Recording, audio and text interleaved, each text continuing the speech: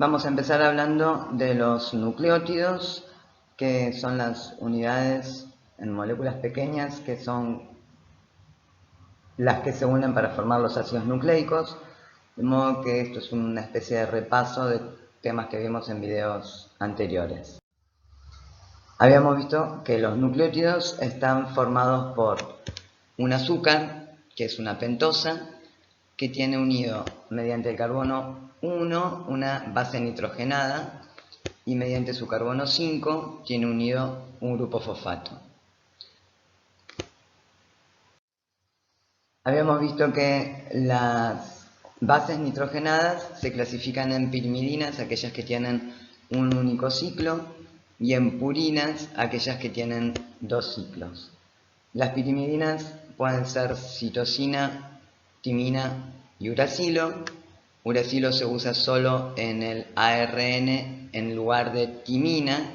Timina se usa solo en el ADN y citosina se usan los dos. Y las purinas se clasifican en adenina y guanina. Son las dos formas químicas de purinas. Habíamos visto también los azúcares, que son pentosas.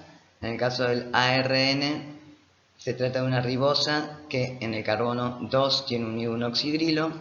En el caso del ADN se trata de una desoxirribosa, en el carbono 2 tiene unido solo un átomo de hidrógeno en lugar del oxidrilo. En este esquema que se ve a la izquierda, habíamos mencionado que se pueden unir covalentemente dos nucleótidos entre sí, y esa unión, que está mediada por la eliminación de una molécula de agua, es una unión de condensación como las uniones covalentes que veníamos viendo, se denomina unión fosfodiéster, y se forma entonces entre el fosfato que está unido al carbono 5 y el oxidrilo que está unido al carbono 3 del otro nucleótido. La energía para esta unión covalente surge de que en realidad lo que se incorpora es un nucleótido trifosfato y se hidrolizan estos fosfatos unidos al nucleótido trifosfato para la formación de esa unión covalente. En este lado de la imagen se muestran otras funciones que cumplen los nucleótidos, además de formar parte de los ácidos nucleicos. ADN o DNA. Vamos a empezar a hablar entonces del DNA. Como se muestra acá, el nucleótido está formado por, en esta nomenclatura, el punto amarillo es el fosfato, la región rectangular naranja se corresponde con el azúcar y la base nitrogenada surge en línea recta perpendicular a el azúcar.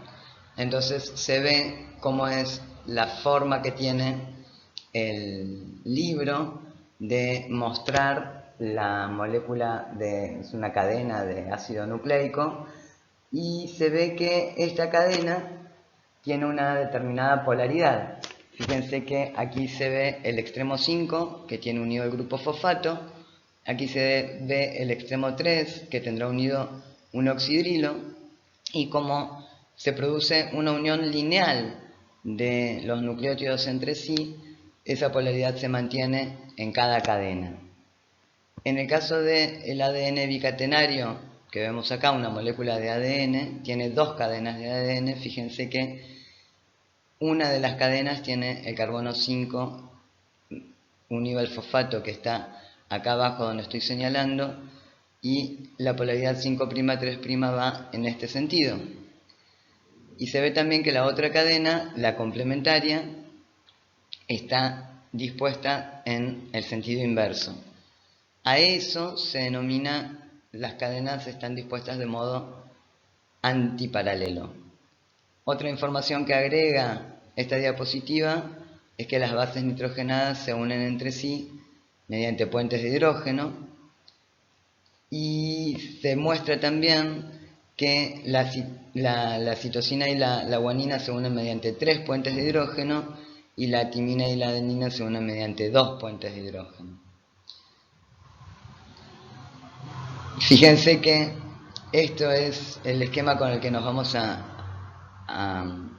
manejar la mayor parte de las veces, pero en realidad a la derecha se puede ver una representación más real con los tamaños de los átomos adecuados, en donde se muestra que esta doble cadena en realidad está realizando una configuración de hélice que deja un surco mayor enfrentado a un surco menor por cada giro que da, que tiene 10 pares de bases. Y entonces la combinación de diferentes pares de bases es lo que vamos a tener en cuenta cuando consideremos a las proteínas que se pueden unir específicamente a diferentes bases nitrogenadas de modo específico de secuencia. Cuando hablamos de secuencia, fíjense, acá tenemos T, G, A, C, C, G, T, T, A, C. Nos referimos a una sucesión ordenada de estas bases, ¿verdad? Vemos acá entonces cómo es que están interactuando las bases nitrogenadas entre sí. Y fíjense que tenemos entonces la polaridad, en este caso 5', 3' de esta cadena, 5', 3' de esta cadena.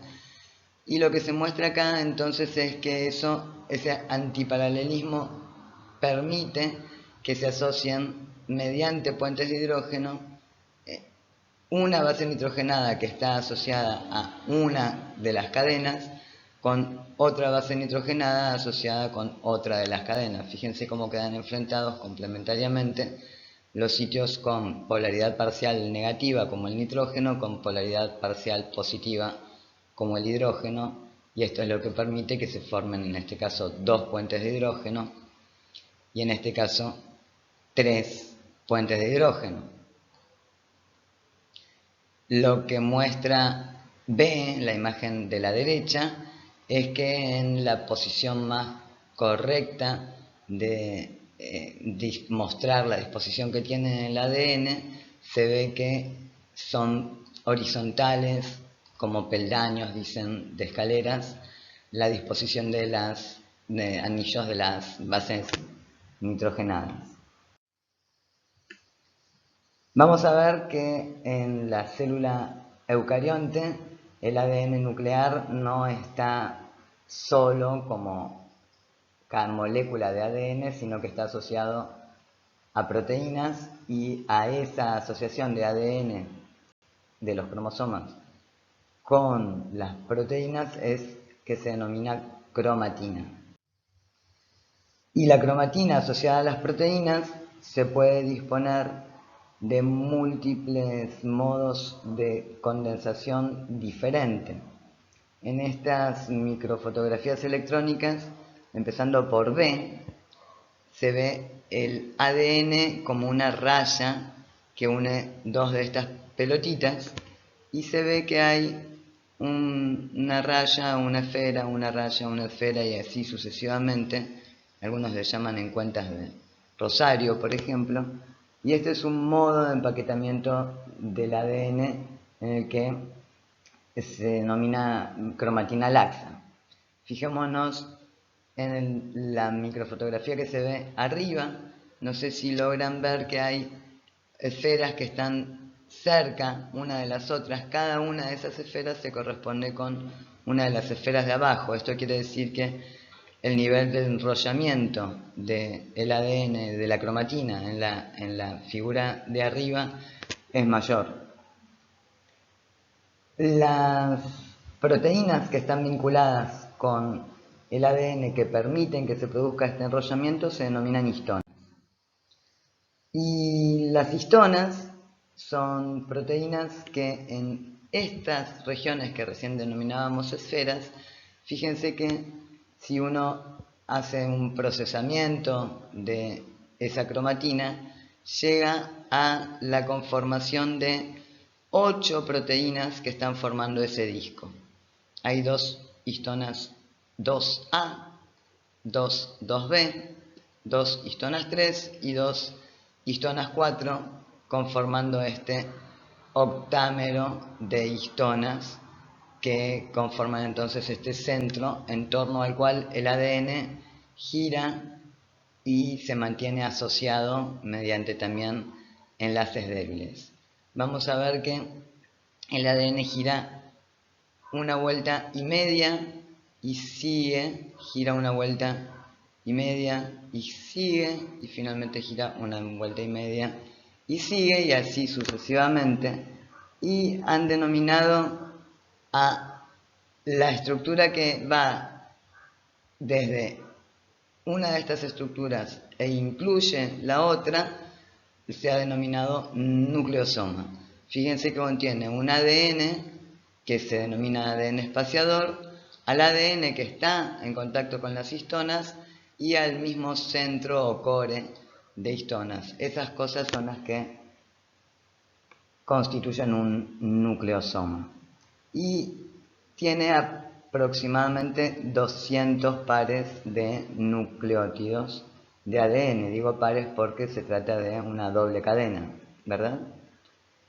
En sentido lineal serían 200 nucleótidos.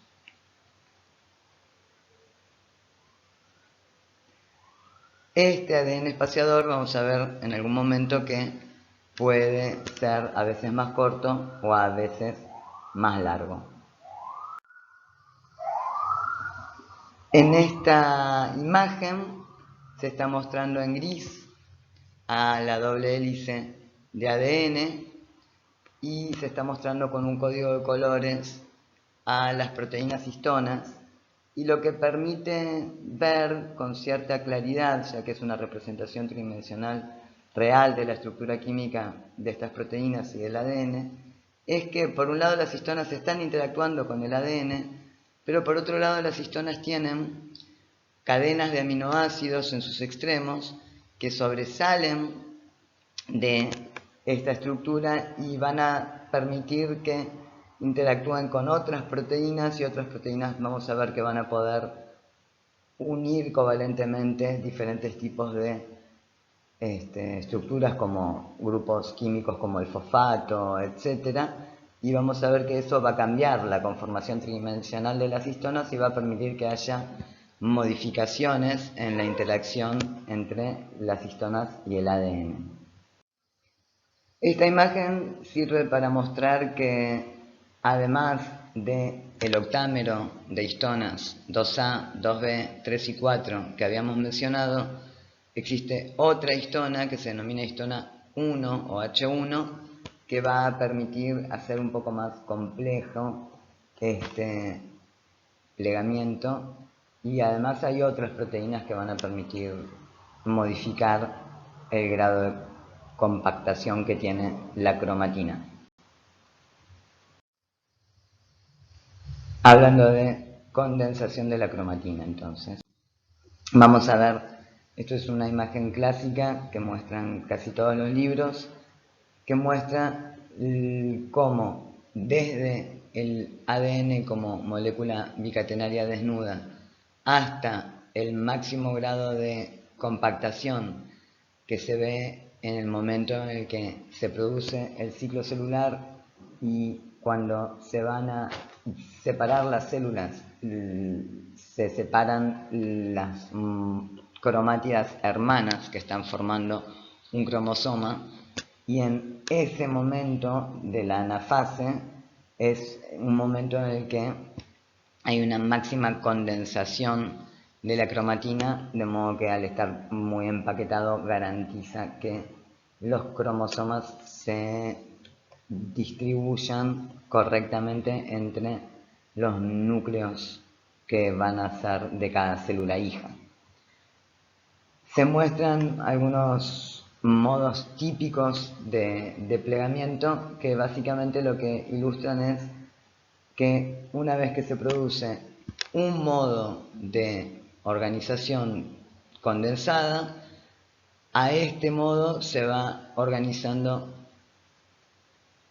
en el siguiente, vinculándose entre sí estos nucleosomas, y una vez que se produjo esta fibra, que fíjense cómo va creciendo en grosor, se va también, como si fueran plegando, formándose pliegues con ayudas de otras proteínas. Esto va aumentando aún más el grosor y a su vez estos pliegues también se van enrollando unos con respecto a otros y se llega al momento en el que está máximamente plegada esta cromatina. Vamos a ver que los cromosomas típicos de la proliferación celular tienen muy poca expresión genética, pero en general entre este estado y este estado, en el estado de eucromatina y en el estado de heterocromatina, es que nos vamos a manejar con las células en interfase durante la transcripción. Hay complejos proteicos que, aún considerando un único estado, que era el que estábamos considerando antes de cadenas de nucleosomas, aún considerando ese estado, vamos a ver que hay complejos que permiten pasar de una cromatina un poco más condensada a una cromatina un poco menos condensada, de un modo dependiente de energía, y lo que ocurre es que va a poder permitir un desplazamiento de los nucleosomas en relación con la cadena de ADN, la molécula de ADN, y al estar más descondensado va a permitir una mejor combinación o interacción con proteínas que son las que van a regular la expresión de los genes que se encuentran en el ADN.